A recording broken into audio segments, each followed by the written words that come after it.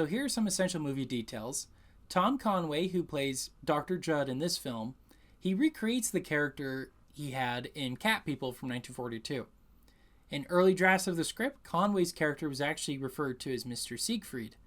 Film scholars believe that the character's name was changed to provide continuity between the two films, Seventh Victim and Cat People, and also to capitalize on the success of Cat People.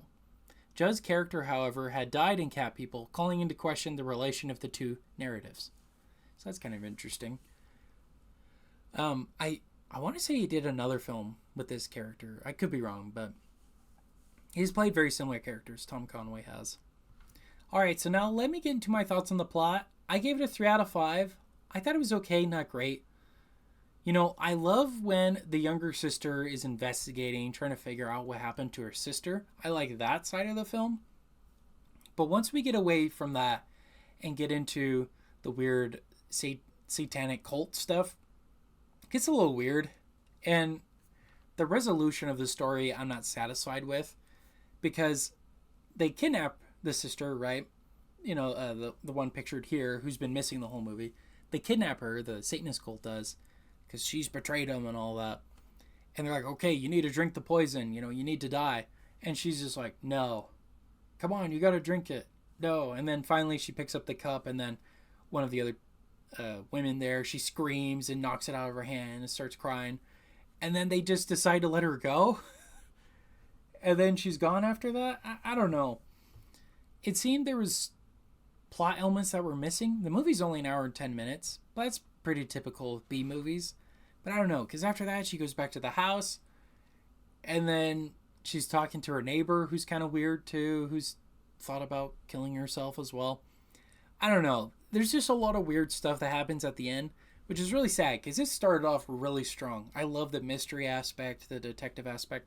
But once they bring in the satanic cult stuff, it gets really weird. And it's not a good story, not a good resolution. So that's why I gave it a 3 out of 5. Alright, next we're talking about the acting. And I gave it a 4 out of 5. I thought it was fine, but good. I thought both sisters were really good. The poet guy, the older sister's husband. Everyone that's pictured here I thought was really good. Especially Tom Conway. I thought he was really good as Dr. Judd, the psychologist. He was great. But why... This is more of a story element, but why was that one lady so distraught when the older sister was going to drink the poison? It was like weirdly distraught. I don't remember seeing her. She must have been earlier in the film too, talking about being a friend or something, but I must have missed that. But yeah. Other than that, though, these actors right here are great, and so I gave it 4 out of 5. Okay, directing-wise, so Mark Robson, he directed this film. I thought he did okay, 3.5 out of 5. I wanted more of the mystery part and the mystery aspect and finding the sister, and I think a better ending would have been the occult people have the sister, and they're interrogating her or wanting to kill her or whatever. And then her husband finds her there and helps get her out, maybe gets into a fight with some of the Satanist cult people. I don't know. But nothing really happens. So that's a little disappointing. When you watch a film noir detective story, you kind of expect kind of a shootout or something like that at the end. There's nothing like that here. And so I don't know if I could blame the director per se. Usually when I'm judging directing, I'm also kind of judging the studio as well, because they had a much bigger, I guess they do now too, but they definitely had a bigger role in these movies. So that's why I gave it a 3.5.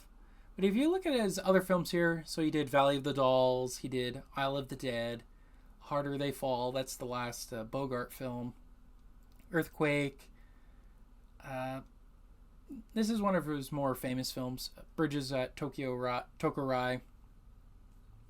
He's definitely a B film director. These aren't the greatest, high quality films. So I would say he did his job.